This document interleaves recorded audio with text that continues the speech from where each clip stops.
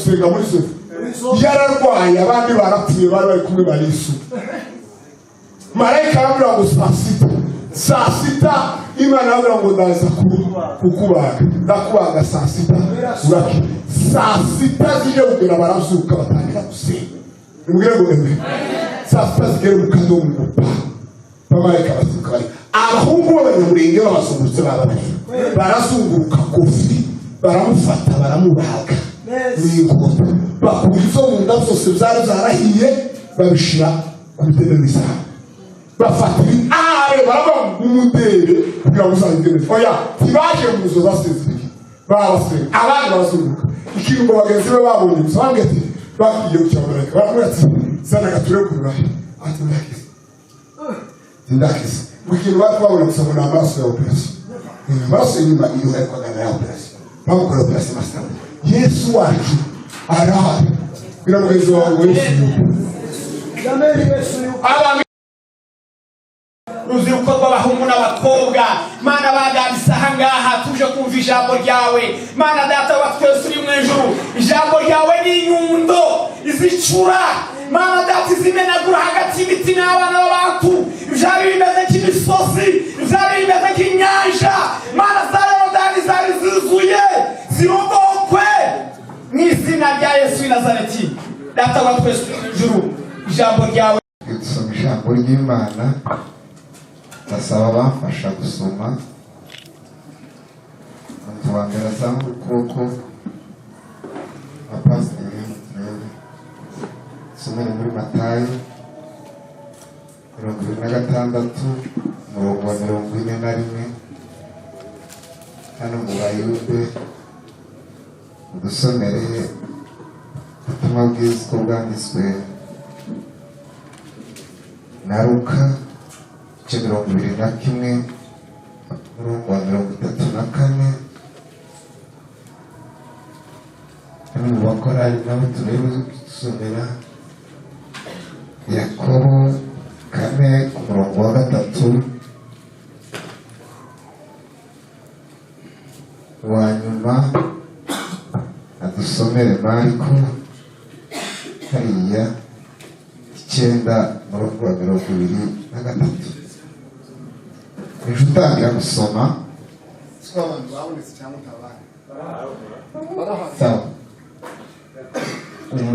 ashana afate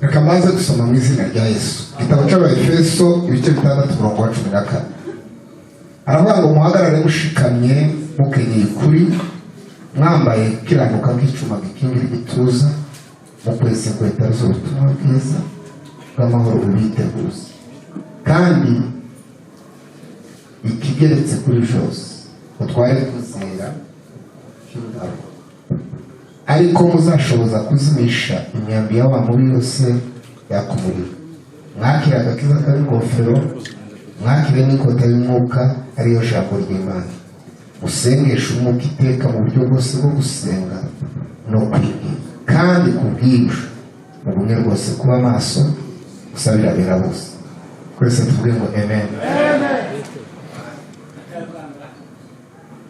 Matayo 26:41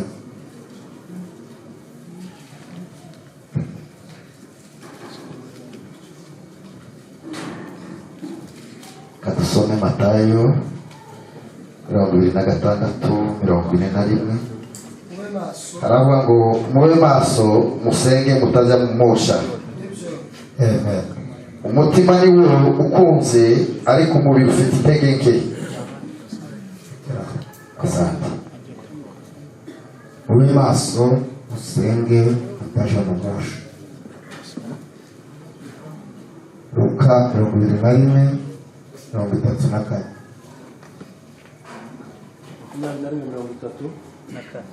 dusome mu izina rya Yesu. Ariko mwirinde imitima yanyu ye kuremererwa n'ivutu. Mwirinde imitima yanyu ntiremererwe n'ivutu.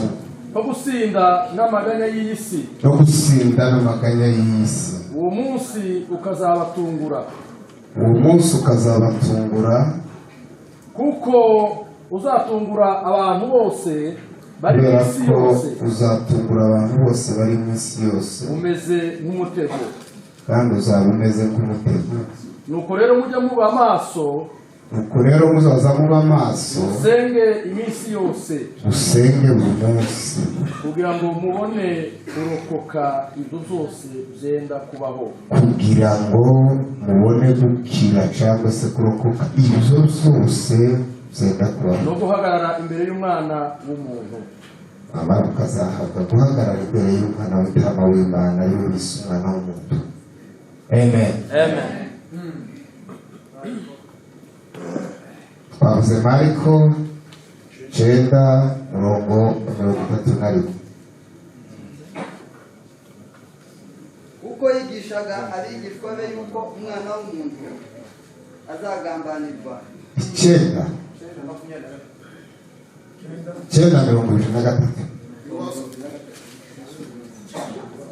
Yesu aramubwira ati, Yesu aramubwira, zose bishobokera umwizeye. zose bishobokera umwizeye. Nta kindi dusize. Yakobo 4:3. Yakobo 4:3. murasaba ntimuhabwe, muzamusaba ntimuhabwe, kuko musaba nabi, kubera ko muzamusaba nabi. mushaka ku byahishwe irari ryanyu, mushaka kuzayisha irari ryanyu. yego, mushaka, dutangire 4:3. murasaba ntimuhabwe, kuko musaba nabi,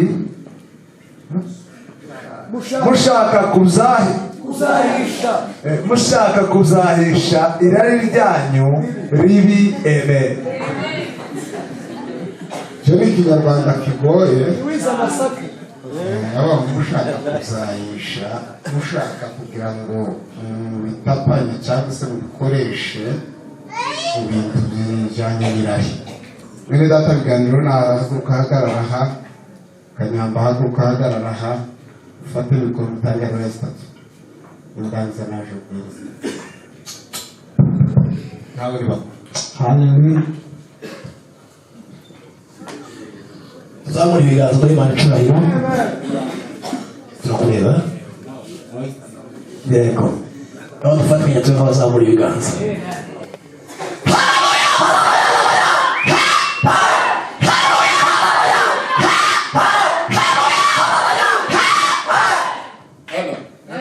Zamura amaboko nawe ntangire.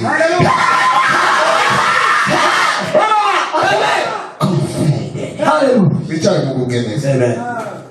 Semeni haleluya. Tugiye kuganira. Ndakaze mu ijambo ry'Imana. Sinzi umwuka ndi bukoreshe, nimba akoresha umwuka w'ituze, nimba akoresha uri hejuru, mba nigisha n'ituze. Ariko nzo nifuza. Mbwire ngo amen. Amen. Umutwe w'amagambo nawise ngo ndaza kuganira hejuru y'intwaro itura yitwa gusenga. Semeni amen. Amen. Ndavuga gusenga nk'intwaro itura y'Imana abizera bagendana. Ni ukuvuga ngo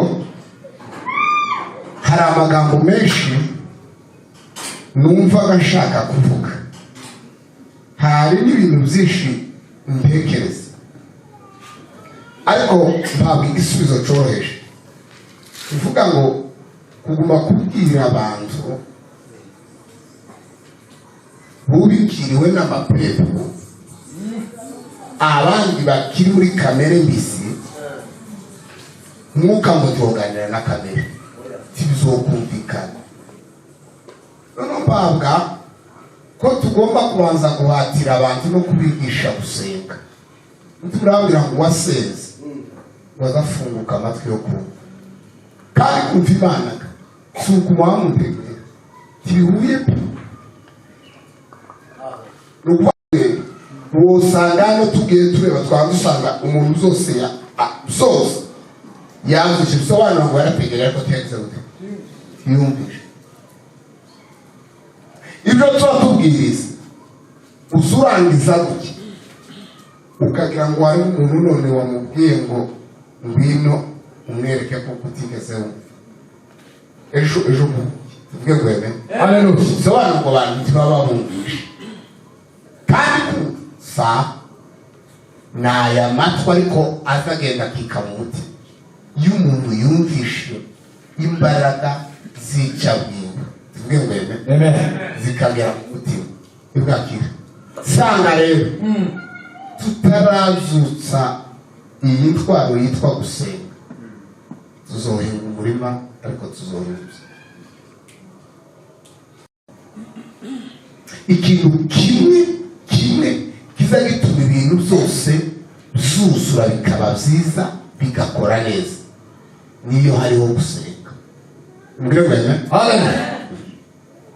None rero reka ntange haleluya ntangirire muri igitabo cy'Abefeso mwumva ukuntu mundebere umuntu ufite Bibiliya ijambo ry'Imana aze kumusomera gusa umurongo w'umunani umurongo wa 18 ngamwe mo gutangira haleluya yazamure mwese amen nasome n'indangiza ntangire kuvuga amakuru ufite Bibiliya ijambo ry'Imana soma umurongo wa 18 kuvuga zose mubikore musenga zose mubikore mugira gute rekera narangije ni ukuvuga ngo iyi ntwaro niyo ushaka kuvuga ariko uyu mwanditsi yari yanditse avuga amakuru menshi haruguru urumva ibyo yavuze ngo zose n'ibiriya yari amaze kuvuga ariko ukuntu biteye ni ukuvuga ngo ibintu byose wakora gukuramo gusenga ntabwo yabyujuje ubuziranenge mugire ngo amen ikintu cyose wakora udafite gusenga uzumenya ngo ugikoreye mu mavuta ataraya cyangwa se ugikoreye mu bwiza bwawe nubwo ugikora ukagenda wihimbaza ariko sampuye nta gusenga ni ukuvuga ngo ni wowe uba wakoze mwanya magambo haba hakoze kamere ariko mwuka wera tuba wamwiyegereje ngo akore kandi ari umugabo wavuze ngo kirazira gukora umurimo w'Imana udakoreshejwe n'iki n'imbaraga z'Imana. Abantu bose muzamubona baba expert bazi ko babizi iyo bahaba kure ubona batadepa ku mbaraga zo gusaba Imana ngo bakoreshe uzamenye ngo izo basigaye bakora ni ibyawe nubwo byitiriwe Imana. Mugire ngo amen atukuze twongere amen haleluya. Uyu mwanditsi yaranditse aravuga ngo hariho uburiganya bwa Satani none muhagarare mushikane Satani azubariganya ababwira ngo mwambare intwaro z'Imana nicyo babona cobari arazivuga kubera ko nta mwana ntabwo bibuzivuge ngo zisobanura no zisobanura amasaha yose zishiriraho. Mugire ngo atukuze cyane yarababwiye ngo ukeneye kuri musamu abanyakuri mu buzima nimuba abanyakuri iyo ni intwaro izatuma mutsinda uburiganya bwa Satani. Cyakabiri arababwira ngo muzoza mugerageza mwambare gukiranuka nk'icuma gikingira igituza nimutura mu buzima bwo gukiranuka iyo ngiyo neza kugaruka neza kuvuga tuvuge ngo amen na muzatsinda uburiganya bwa Satani. Cyakabiri arababwira ngo agakiza muzamukambara nk'isa agakiza muzamwerekana icyo mwami mucambare abantu bakibona n'umusobanuro abantu bavuga ngo kubera abantu kwisho barico ngo cyo gituma bakoreshwa amakosa menshi ngo yizo batemera ngo kuko batinye kubigaragaza. Yesu yabivuze mu ijambo rimwe aravuga ngo umuntu ngo tiyokongeza itabaza kunamara yubike wiki aravuga ngo sashira kubitereko ryane kugira ngo ribonere abantu bose aravuga ngo abari kw'imirimo yanyu myiza ibonekera abantu bose nibayibona bahimbaza Yesu. Hari abantu bafite imirimo myiza ari kuri mu mutima barayubikiriye iyo ikorera abantu babona ntabwo nicyo bituma azakora n'ibyo adakunda kubera yanze kuko agakiza kari ingofero ngo kagaragare ahubwo yafashe itara araryubika. Hari imitekerereze myiza ufite woyishyira ahagaragara iyo ukiza ubwawe igakiza n'abandi, ariko kubera ko ukoheje ufite ikibazo cyaka simenya aho ngeze mbwira ngo atukuze cyaka arababwira ngo muza mwambara ubutumwa bwiza kuko muza mwambara inkweto tukasugenda gusiga ubutumwa bwiza uzoza ugenda usa nabwo nushika ahantu ari ngombwa ubuvuge mbwira ngo atukuze uvuga ngo ubutumwa bwiza ntabwo ari uguhagarara oya umukobwa wamenye Yesu ni umuvuga ubutumwa mu bakobwa bazabirira ngo bagende agomba kuzajana ubutumwa bwiza babatembera mbwira ngo kazababwira Yesu abahungu bose abagabo ariko ikibazo mbwira ngo haleluya ubutumwa bwiza ntabwo abantu nyine banambwira tubona amaseri abantu benshi n'amaseri n'abavuga ubutumwa benshi bazabagenda ari amaseri bakambara inkweto bageze nkanga ntabwo ari vuga ubutumwa n'inkweto vuge ngo hari uzugenda isereri muri kujya muza mugenda mwambaye ibirato buri gihe ariko muzoza mugenda n'ubutumwa tukaza n'ubutumwa urabusiga mu gujanike uri umukristo ahantu hose ugomba kugera ugomba kuvuga Yesu abantu bakumva Yesu mbwira ngo cyane cyakanga cyagata yawe kuzamwitwaza ivote ariko jambo ry'Imana reke babwize ukuri umuntu wese utagira ijambo muri we utarigeze agira ububiko bw'ijambo Satani azayicara amubesha mu gitondo na nimugoroba kandi akamwumvira uyandi magambo uburiganya bwa Satani umuntu udafite ijambo yomwica.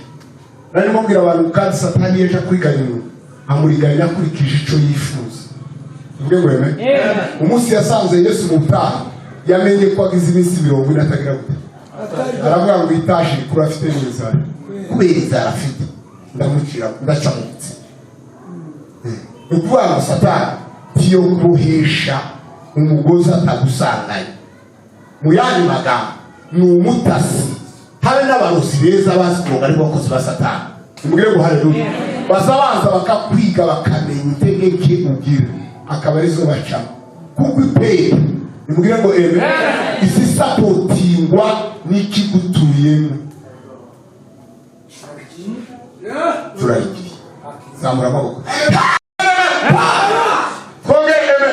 atukuvuga rero iyo udafite ijambo muri kubwire ngo ubu n'uburiganya bwa Satani ucumite Satani uwawe kubwira ibinyoma kandi ntakinduza umucumite ni inkota yitwa ijambo Niba urapfuye ukabwira ngo Uwiteka n'umutabazi wawe tuvuge ngo kubwira ngo ibintu ukabwira ngo sinzapfa nzaramba ko birivu ndacafite gutangaza imirimo y'itangaza uvuga ngo iyo umuntu adafite ijambo yumva ikimwegereye masauti mengi ugomba gutwara ijambo nk'ikota n'umuntu ari n'abantu bazabakindega abakristo ariko abakristo batagira ijambo bazabona icyo basubiza ndetse bakagira ngo ubabesha babwiye kure ariko ufite ikota uzicurita zamura amaboko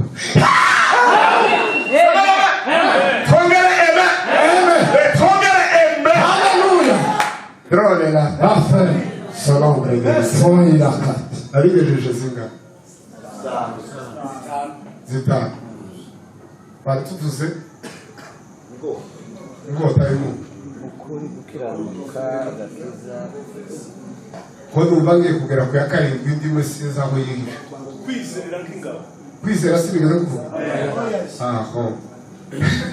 Yagana ni utura yacu. Tuvuge ngo amen.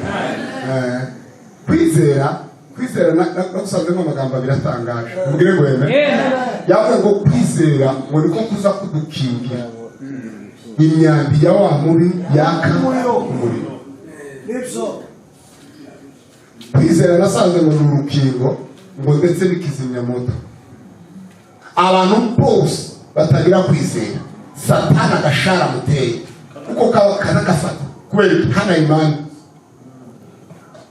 amapepo azakwita akarari gato kubera ko nta imani yohagarara mu imbaraga ngo avuge ngo dayimoni mva azaruhuka avuye gusamba kubera hana imani kandi imani n'imbaraga zizazizinya imyambi yako apana utekereza ko ibitekerezo dutegwa ari tutwoje tuzaturaswa imyambi yakumuri nukubanga intambara tuba turwana nazo ntabwo ari utudupoto n'imbaraga za satani ari iyo ufite kwizera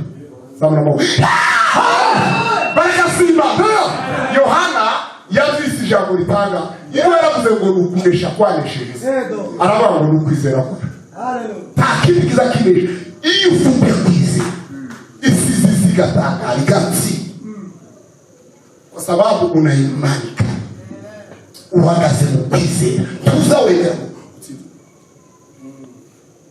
Petero avuga kwizera yavuye abantu arababwira ngo reke babwire Semahoro hano satani ngo ameze nk'intare ngo kandi zigeye nizere bishako ya Dawudi ngo yacocombe aravuga ngo ndababwira ikintu gukora ngo murwanye gushikana ngo kandi mufite kwizera gukomeye mufite kwizera ntabwo murwanye satani atagira kwizera satani azatontoma akabesha umuntu ujya akabwira ngo biraki hagabo ndakino kwitabaza reka mbesha basaba muhana imani ntafite kwizera ngo ahagarara muri asasagwa agatirwa ariko aravuga ngo mumurwaye gushikana mufite kwizera gukomeye ikindi ngo muzoza musobanukirwa ngo muzamumenya ko uko imashini wese satani haza ngo tuyasangiye na bene data bose bari ku isi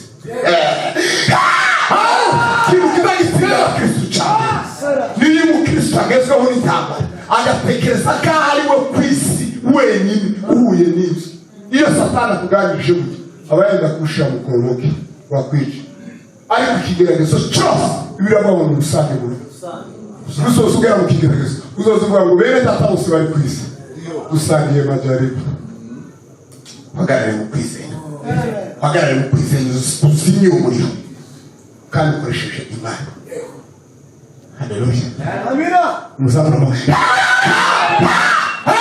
imani ndizo nguvu zazo tetemesha kwizera kw'abana b'Imana nimubwire ngo niko kuzakuteganyiriza isi y'umwijima ikavuga ngo bari titwa bashoboye nimubwire ngo kwa sababu bana imani bagaze kwizera twara yaje bariyo nafise ngo nitwara rutura yacu nimara rero kandi muzabura ngo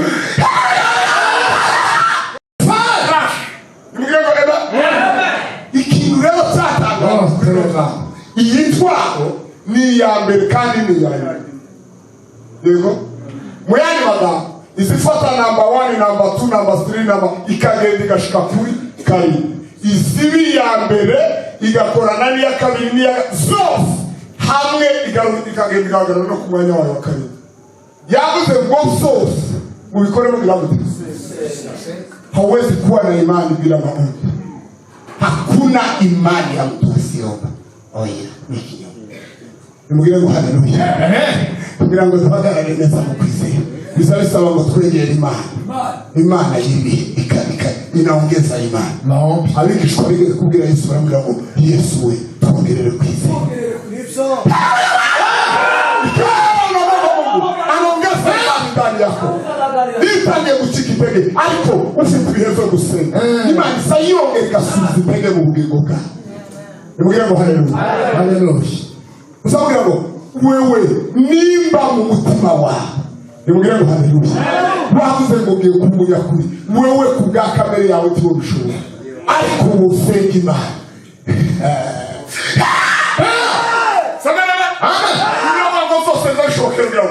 Uwizeye iyo useze Imana wizeye icyo usabira cyose tuvuge ngo Imana yongikora ariko pasipo maombi hawezi kushinda shetani.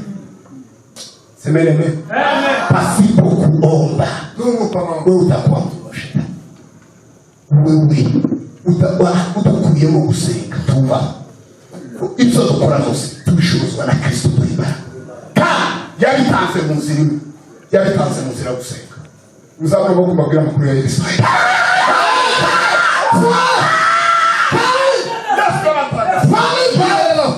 Yesu ashaka ko abantu basenga. Turi mu gitaramo.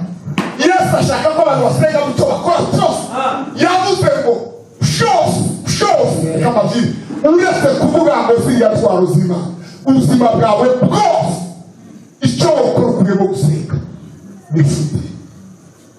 Imubwire ngo eme mu kazi kawe gusaba ngo uzosenga. Imubwire ngo eme mu byo ukora. Namwe abantu no kuja gusura umuntu ugomba gusenga. Kama ngo ugiye gusurana kandi ko magambo ndivuge. Tuvuge ngo eme aba muhesha umugisha. Simvuge gasha. Icyo wakora cyose wakishwe kwe gusenga. Gukuramo gusenga ni kamere mu byo yakora. Muzabona mwako.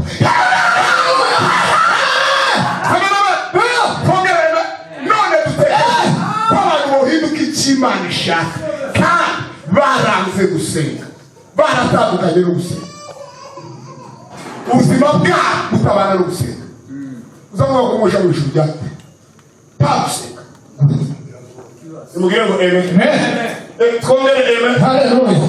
Sose niba ushaka gukiranuka Imana dusaba gukiranuka, ariko ndabarahiye abagabo bakiranuka bagakiranuka ijuru k'abantu gukiranuka waje barangwa no gusenga.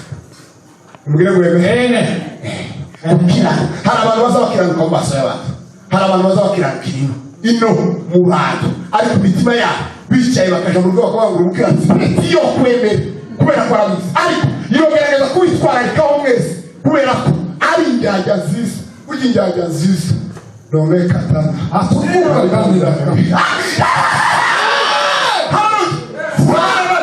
ariko iyo umuntu asenga nimubwire wewe azagira gukiranuka ko mu mutima. Semeni amen. Ikikoze gikoze kuko Imana ishaka. Ntasigema agasisita, ntasigema akadeni, ntasigema Imana yayivuga ngo kuko icyo azayumvira cyane yumvira umwuka wera ari wo mutima nawe usuganiriza ubugingo bya bitekerezo bya Kristo. Ni Pawulo yaranditse aravuga ariko twebwe dufite gutekereza kwa Kristo, bya bitekerezo bya Kristo azabyegereza akabishyira muri we ko bimubwiye akabari koko. Uzabura amaboko.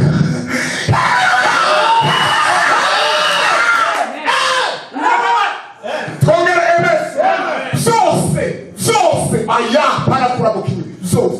Muzabwira ngo iki dupfa nawo bakobwa twatwe batubwira. Muzabwira ngo iki dupfa nawo bahungu twatwe batubwira. Tuvuge ngo turafai ko twatuganiza za kamere zitaruzima. Bo hinduka badasenga. Imubwire ngo nasanze ubabana umutima warambwiye ngo ubunyirengeye Imana ifashe bagakivuga butumwa. Tuvuge ngo je gusengera abakristo kubera ko nasanze hari amapepa ari ku bantu basanga gusenga kugira ngo imiraka y'Imana ibone gufunguka. Ariko ku mpamvu abantu benshi ko barategeka ariko ubugingo zibumvishe ko turaganira gusa n'ubwenge bwabo. Ariko iyo umuntu ari mu mwuka amaze kumva amapepa yamuvuyeho azayumva aganira ubugingo bwe wabuganira n'ijuru. Semahoro azayumvisha umwihari muganiriza bihari wazana umukira uzukira ikuzuki mu mvugo yawe urakira muzuko urakira uzukira gute akazagenda turenge twose yapfuye akazavuga ngo Mana yaje ndagusaba ngo wongere umpagarike zabura amaboko.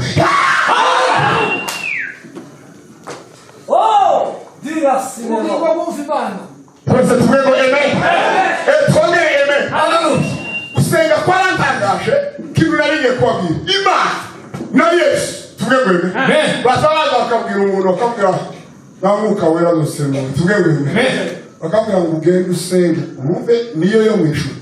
Iki cyo cyantangaje ku Imana yakeneye kuko ibintu zayo zose bizoca mu gusenga.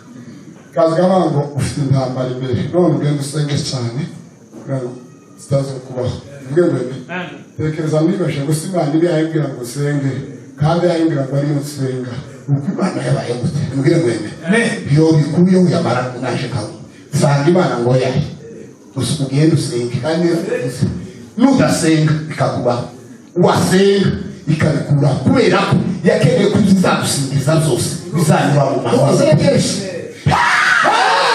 n'inzira yayo yemera kandi bamo pasipo kuomba hawezi pata pagano usangiwe n'abakristo icyo biza itabona kuvubira ababi n'abeza ariko hari imigisha y'abana b'Imana utobona udase uzabona ko gutanga haleluya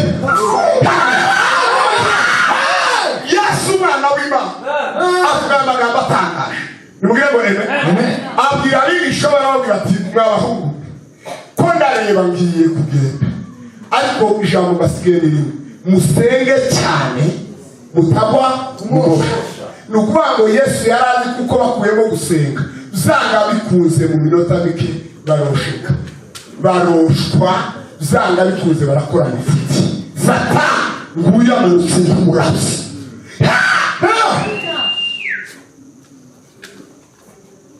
ni ukuvuga ngo ikintu kiza gikiza umuntu ibishuko n'ibimosha ni kimwe niyo ahagaze mu mbaraga z'amasengesho nibwo Imana izi gufungura amaso n'ubwenge bwe nimubwire ngo haleluya nari ntangiye kumva inyungu zo gusenga we nimubwire ngo amen twongere amen haleluya ikintu kiza gituma umuntu aba maso ntiyoshwe n'akantu kose ni ijambo rimwe ni ugusenga cyane ibishuko byose iyo bishe azabibona kaba muri Satani ariko umuntu wese udasenga Satani cyoreka kumenya Yesu musenge cyane ngo mutagwa mu mushizi mbere ngo amen twongere amen haleluya twongere amen akukuze zaratanga hano kushamijwe abantu batasenga n'ukuri sizi ko ari umwe wotoroka kazasha habe n'akagatabo kavuga impanda y'imperuka kandi ngo abantu benshi bati ngo niba yabakundaga gusenga cyane ngo n'abana bato n'abakundaga gusenga cyane n'abana bato nibo bagiye Yesu ababwira ijambo ritangaje arababwira ngo mwabahungu ndore ariko Mana we ariko Mana icyo ngukundira we nuko utameza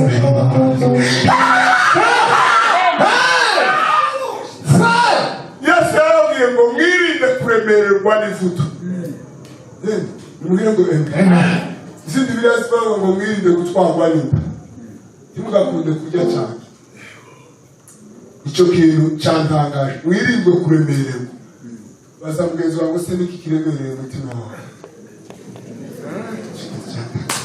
nimubwire ngo amen iki kintu cyantangaje cyane mwirinde kuremererwa n'ivuto ikindi irari ry'ibyiza ngo bishobora kuremerera imitima yanyu byarangiza bikazatuma ngo mubura ubwami bwo mu ijuru yababwira igikomeye yababwiye ngo umunsi w'imperuka cyangwa se umunsi w'amatekuraje ngo uzaza umeze nk'umutego kandi ngo uzatungura abantu bose ariko mwebwe inama mbasigiye mugende musenge nimubwire ngo amen mugende musenge kugira ngo uwo munsi utazagira gute utazabatungura ngo kuko uzatungura amahanga yose yemwe ku muntu kudasenga bizatuma ataja mu bwami bw'Imana azatungurwa umuntu umwe gusa uzobona imaso ni mumbezi mumbacu wakwe zabura ko twumvikana iyi nama ya Yesu nayumvishe mu mbaraga zikomeye ivuga ngo mwirinde kuremererwa umutima wambwiye ngo erega imbaraga zibujije abantu benshi gusenga ni ibibaremerereye mu mitima bamwe bagomba gutwarwa n'iyindi abandi ngo baremererewe n'izisi amaganya ngo y'izisi yababanye menshi barangiza aho imbaraga ikibazo cyo gusenga nimubwire ngo amen yabwiye ngo musirinde kugira ngo mubone ukuntu musenga umukristo pasa yemera kuremererwa n'ibyisi nimubwire ngo amen afasha gupagasi igikapu kiri hano ariko umutima utari ku gikapu ngo uri mu ijuru nimubwire ngo amen kazagenda atekereza ku Mana ariko iyi ukora arizo zaremereye umutima imbaraga zo gusenga ziba zigiye icyo ukora niba hari imbaraga yakuremerereye ikaza kuza kwiyumvira Yesu n'imbogamizi itangaje izakuza gusenga keretse ugende uje kwiyambaza bagenzi bawe bagufashe gusenga uje mu mahomba y'ukuveho woroherwe mu gusenga Imana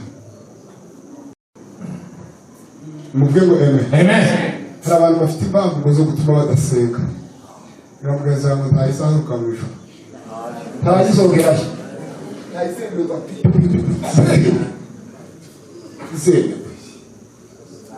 izemerwa zakubwira ngo dore n'akanaka nawe niwe yari bizi kukurusha yarasenze hari ibintu bitatu natangajwe nabyo nasanze ku mugabo umwe wari umusenzi cyane witwa Daniyeli uzamuramo gutanga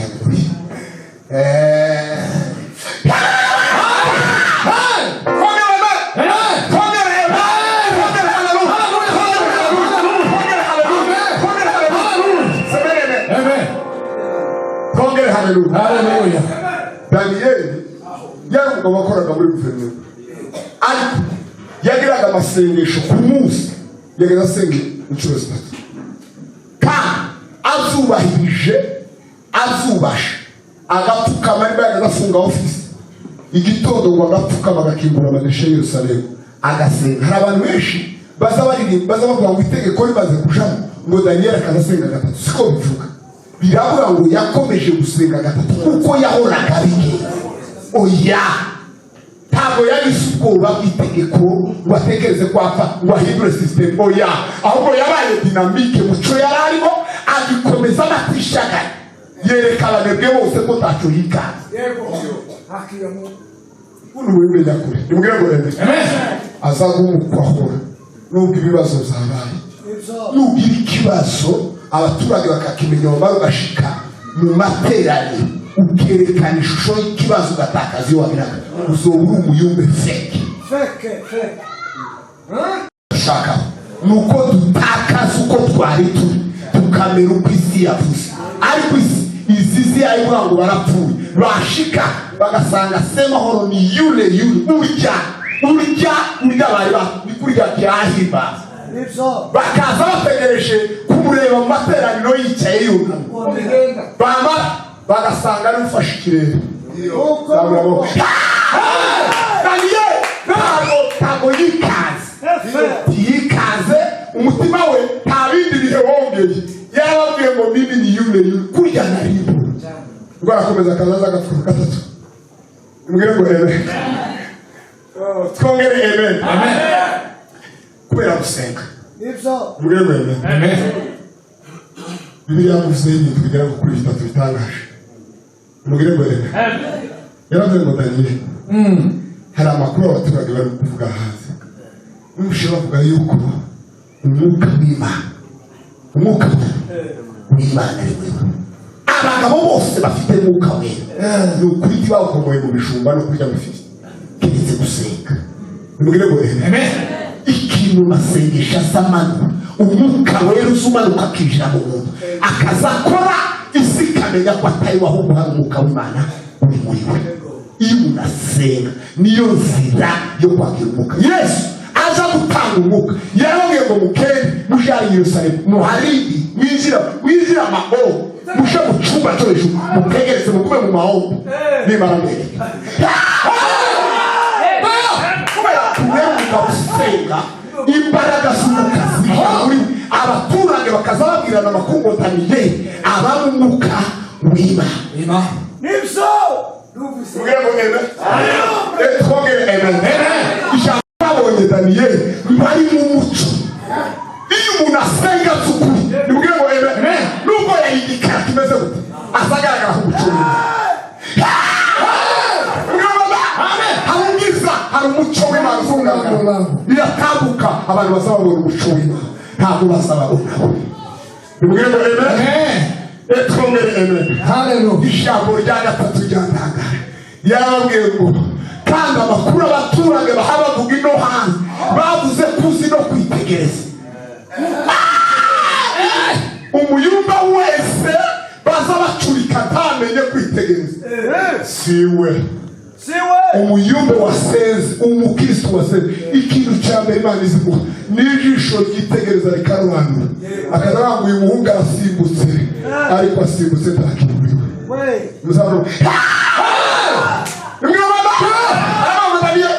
bavuze ko no kwitegereza uri igitangaza uzabitegereza cy'abakobwa ukaza umenya iwaje kubera abandi baje waje nyine ariko kwitegereza ko turakubona ushaka kuri kuri rutari ushaka kuzigire hasi tubwebere vuga ngo tunakubona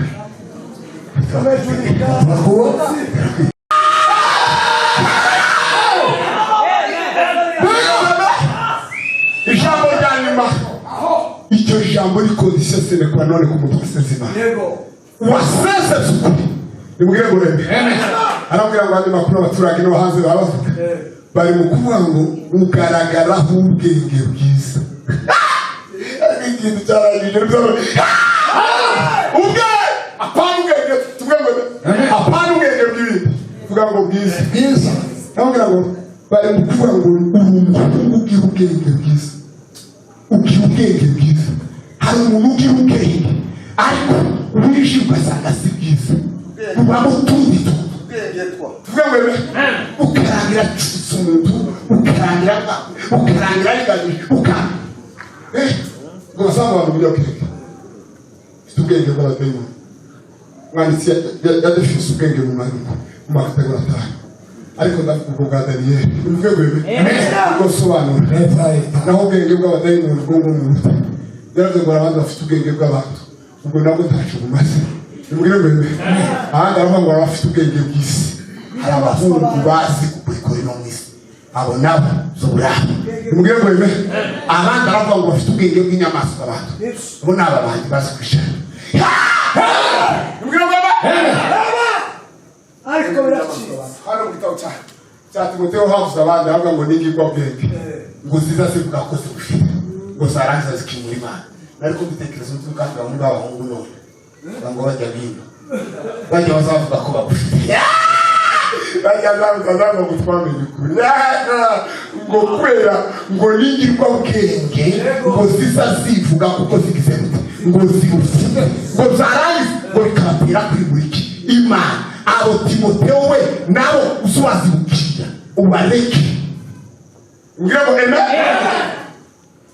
iyo ni kategori y'ubwenge ariko Daniyeli yagaragaye nk'ubwenge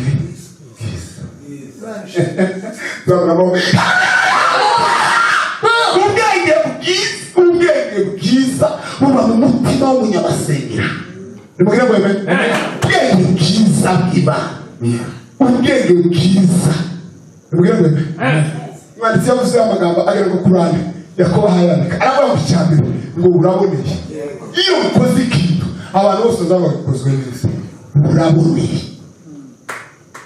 nta matribukanya mwa icyakane aravuga ngo usabwemera kubwirwa ugira ugutwi kusa gutegera bikukumva ukamenya ngo iyi nama ni nziza ndetse uzamenya n'indi ukaya uzamura amaboko dutange haleluya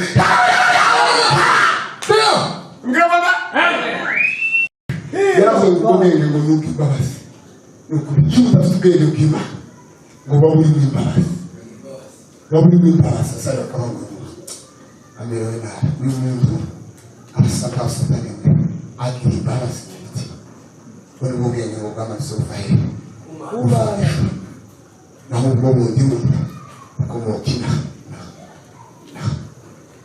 bakobwa bino n'abahungu bino n'abagabo bango bina simvuze mu mvuzina ina tuvuge ngo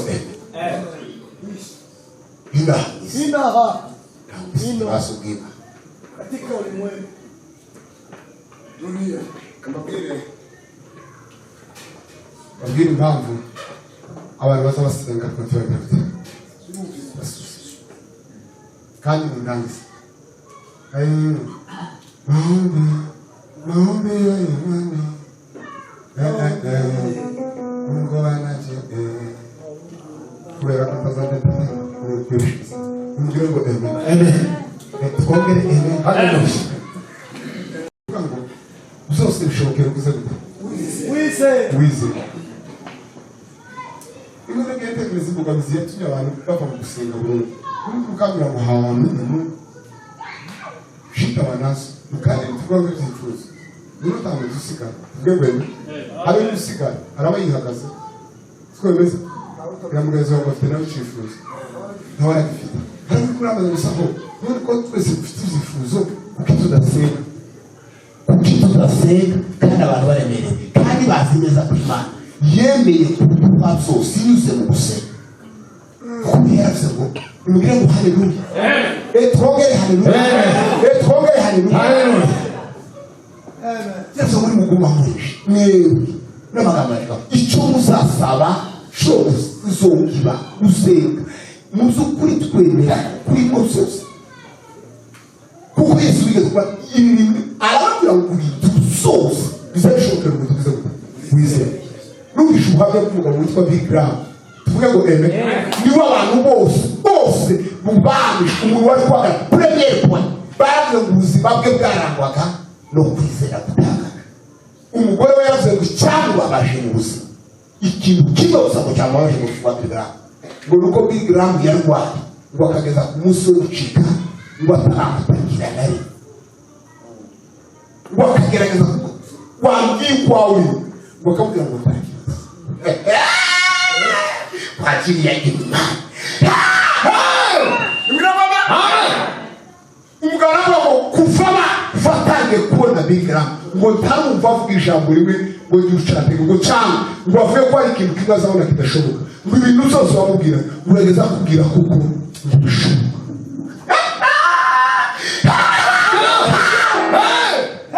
basipoima hawezi kupendeza Mungu impamvu abantu banasenga kandi bapfu wamekosa imani tizima basala sana gutorera kibaza zirima shobudi reko mu buhamya bwa ufite Yesu araha zabura gusenga mufyazo kumira mwe burunda no gusenga muri sofu yararwaye abandi barapfuye bari kumwe bari Yesu Malaika arambwira ngo saa sita Imana arambwira ngo ndaza kukubaga ndakubaga saa sita uraki saa sita zije kugera barazuka batangira gusenga nimubwire ngo saa sita zigera mu kadomo ngo Malaika basuka bari abahungu b'abanyamurenge babasungurutse barazunguruka kofi baramufata baramubaga n'ingota bakura izo mu nda zose byari zarahiye babishira ku bitebe bisaha bafatiri baraba umudere kugira ngo uzangene oya tibaje mu zo basezereye babasenga abandi bazunguka ikintu ngo bagenzi be babonye usange ati bakiye cyabara baramwatsi sana gature kurwaye ndakise mukintu batwabona kusoma n'amaso ya operation amaso inyuma iyo ariko ya operation bamukora operation masaba Yesu wacu arahari kugira ngo ejo wawe Yesu jameli Yesu abantu kandi ibintu zo kubawa oya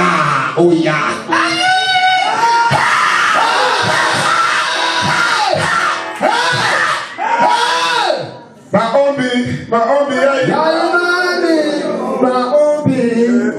Mungu anayajibu kabisa. Nuko Imana yacu uzabura ngo ni migani. Imana si migani, Imana si ibyo kwifanisha. Imana twarayo izivuga bikaba. Nimugire ngo amen. Kagaraka. Cyakora pasipo kuamini Mungu. Hawezi kumpendeza. Suzo zabika tusigira. Kandi baraka kwihangana. Bibiri zivuga ngo umuntu wese utihangana amakuru bavuzeho ariko baraze umwihanganye wese ngo asayitwe umunyamahirwe iyo ufite gusenga wizeye bisaba gutera kurindira Imana n'ubwo inacumi ukavuga ngo Mungu yuko atatenda amen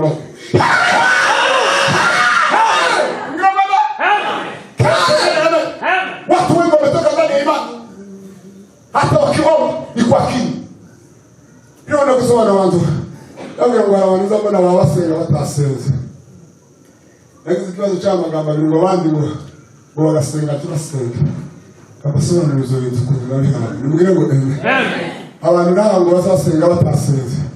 n'abantu bazasenga ukanywa imitima yabo itari uzo wabasenga ukamusanga umuntu aryana agafata n'iminota 30 Mana mu izina rya Yesu turamregeri barinde salape tugambo karatekereza protecta kundiveze monongo n'abandangi zangu na yakina pregarini tashe Mana yaje mwino tubane Mana yaje karibaza ngo se kayore uzahashobora ubwire ngo haleluya Mana kuri n'ubugingo turamushimiye turamamagara Mana yaje mwino tugende kama kana kagende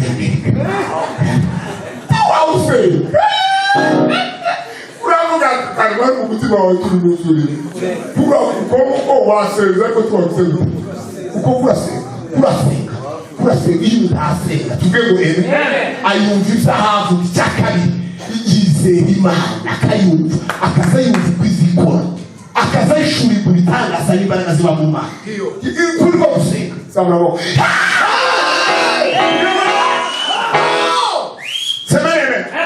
abandi bantu bafite ikibazo nabo ni abantu baza bareka gusenga basenze nimugire gweme umutima ugahaguruka ugasenga akumva Imana kwizera ariko bikaguma muri we tahagararwa avuye ngo nofarde Mana keneye ngo bizabe ugasanga ibintu bizatumbiye muri we bihekera mu bitekerezo nimba yanyerewe kuzuka zarwagasinzira akicura gusa muri ya posteri waseze uravuga ngo gusenga kwese umutima wari waseze ari kukanga gufuka ngo wumve ikijuru bivugana nawe wumve imbaraga y'Imana kuko waseze kuko umutima wari waseze ariko wazi gusenga ushaka munyabuti mwanditse yaravuze ngo wewe munyabuti kera usange ikimonyo urebe ucitegereza nta mwami kigira nta kariko kandi kizi kwiteganiriza wowe ni uzamura amaboko mu izina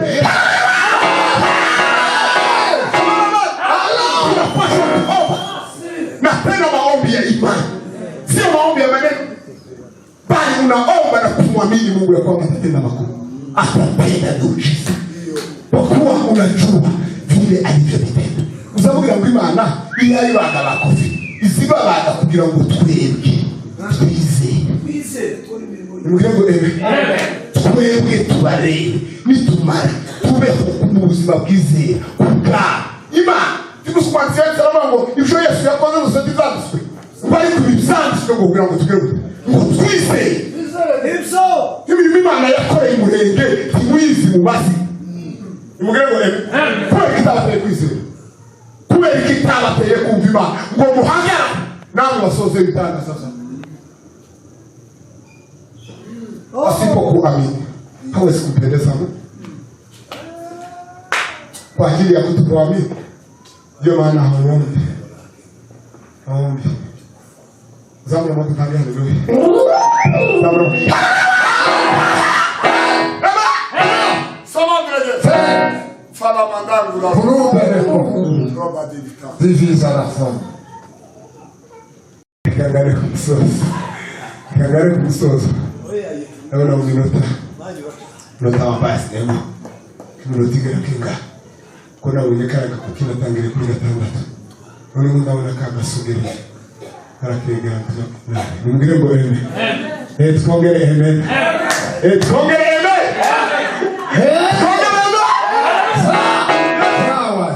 sawa ibintu byose mukore kwa musenga n'ukuri timokira n'ukudasenga timomunya kudasenga timogira neza udasenga kandi bikoze n'izigice bireka n'ibintu ariko imbaraga zima amavuta y'umurimo wose ni maombi. Ukiomba ni kusema utapaka kila kitendo unachokifanya. Kandi utakitu kiba ko gukorera ikintu mu mavuta tayari tabusarukiza kijya usaba utakoze kandi wakoze kwakiriya ni ho nzabura ngo ntangare do nzabura ngo kubiro cyo izina rya Yesu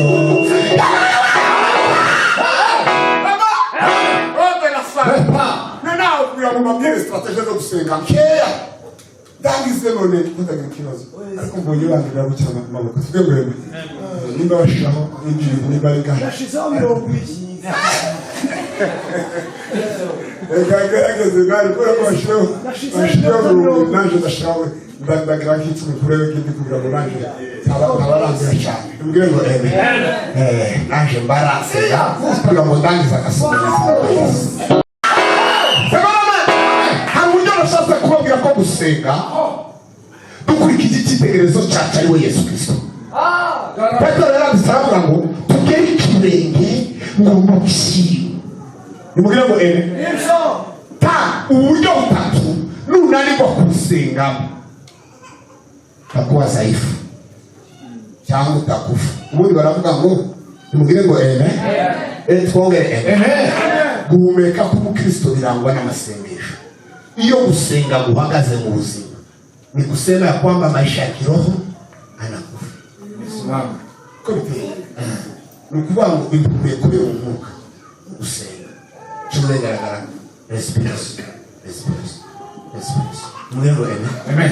Amasengesho ya mbere ni amasengesho y'umuntu wenyine ku giti cye. Ayo masengesho agira amakategori agera nko kuri atatu. Nimubwire ngo amen. Hari amasengesho umuntu yiha wenyine isaha runaka akikorera shiti kazavuga ngo buri saa 10 buri saa 1 nsoza nje ahantu n'icyayi na Yesu dusenge mu byizaje. Nimubwire ngo amen. Ayo ni amasengesho ya mbere umuntu asenga kandi ari wenyine. Nimubwire ngo amen. Iyo umuntu yananiwe akaba atobona umwanya we wo kwicara amasaha abafite ikibazo kiremereye. Nimubwire ngo amen.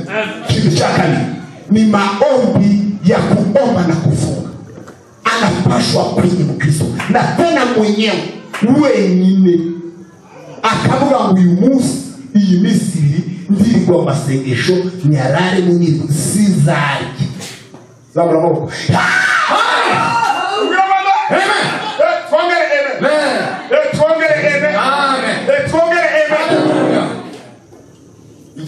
yes.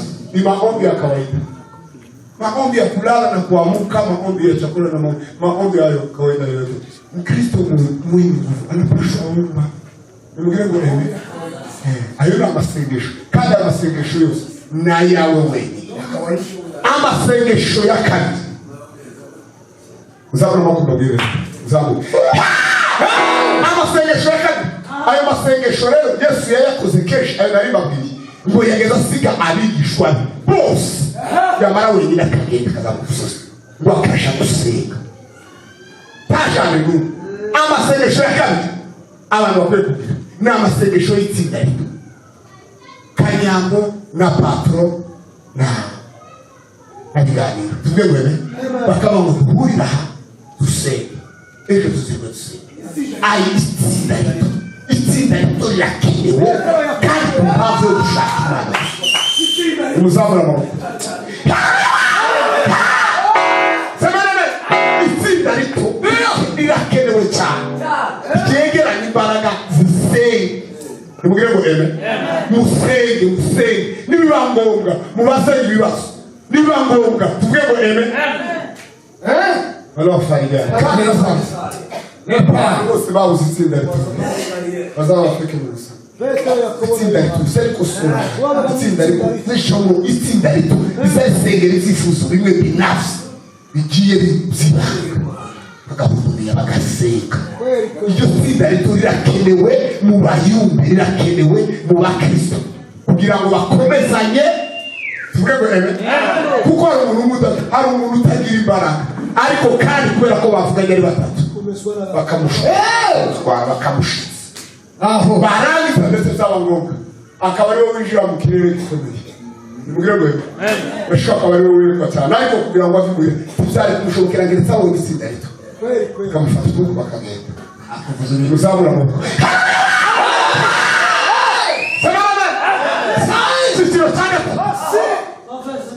Icyo cyiciro cya kabiri Yesu ngo afata Petero na Yohana na Yakobo problem tuzavuga umusozi kandi ilikuwa kawaida. Ni ukuvuga ngo Yesu yabikoraga kenshi agatwara batatu kandi ari benshi akabatwara ko tugende muze tugende bagashika ari bane bambara bagahuduka bagahudura bakamanuka. Icyo tsinda rikwiye kubaho itsinda rya gatatu ni itsinda ry'abayumbe bose. Abayumbe bakwiye kugira amasengesho bakajyana mu cyumba ari 20 bagagara bagasenga bagashaganya Kayoni, Imana ikabazamura bagakubita Nairobi, byaba ngombwa bakazamuka mu rwego rwa kabiri bagasengera igihugu cyake. Zamura amaboko. Sasa biba ngombwa barangiza gusenga bakaza mu bagamagara abaturage bagakora igitaramo.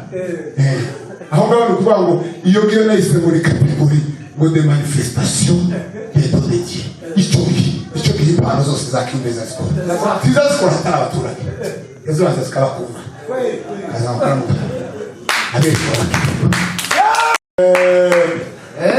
abayumbe barafashwe n'urwango ikibazo gikora uzamura amaboko zitangirira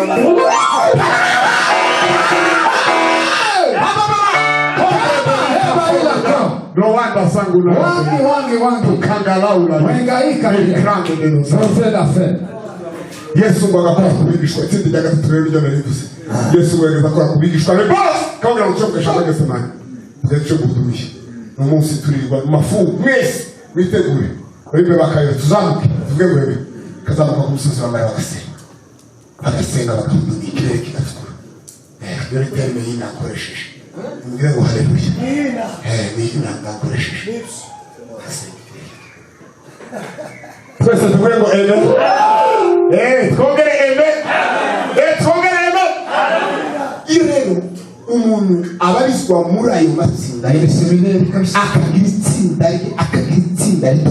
itsinda ry'abayumbe akabamo hose akakora ibintu asa yakawese kandi igihe bigutunganiriza hose amasengesho yawe wenyine agira imbaraga zo kugukomeza mu kana no mu gihe uzaba uri wenyine uzugumana Yesu kubera ko wamenyereye gusenga wenyine. Zamuramutu amasengesho y'abantu y'itsinda ritoya agasengera ibyifuzo by'amabanga akongera niho abantu bazabakirira amafuti n'ibicumuro kubera ko abantu benshi tubokwihanira ariko ari babiri azamubwira ngo mfite pana none Yesu umwami waje ambabarire kandi akiza cyakabisengera afite ikibazo kirangoye kirananiye ariko iryo singiro ritanu ukuvuga ngo abantu bamara bakigira abanyibanga kaho bakuru kubera iki babuza aho itegeko zabo zikurirwa kandi mu bihe ibanga ry'itegeko abayenda gupfa kaza yihagarara asanga oya hari itsinda rituza rezo ibibazo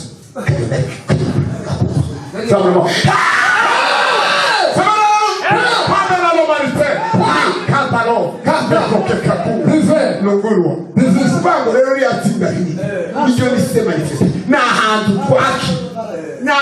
kwakira hari imbaraga uzugira iyo waseze wenyine utarashika mu bantu Imana zisishu ariko watibuka uke mu baturage Imana igashira imbaraga ziriya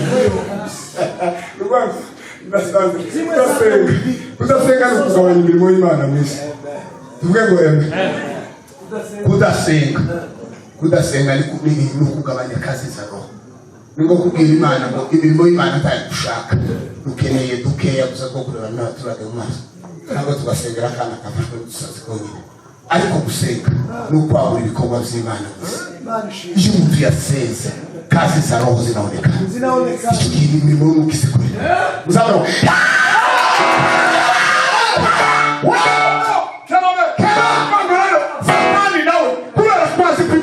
tugiza bwacu umwuka wa uba amasengesho nicyo yariganisha abayumbe yabariganisha gusenga arangiza arababwira ngo nimwigumire mu gitaramo kayitoshe ndatangariza uzubura mu baturage bakumure ugende bakure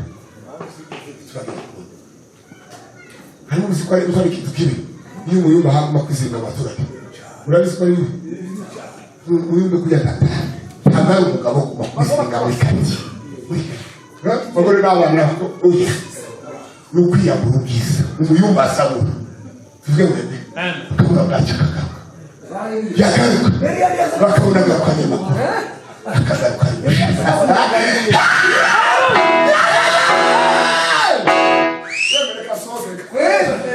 ibintu byakomeye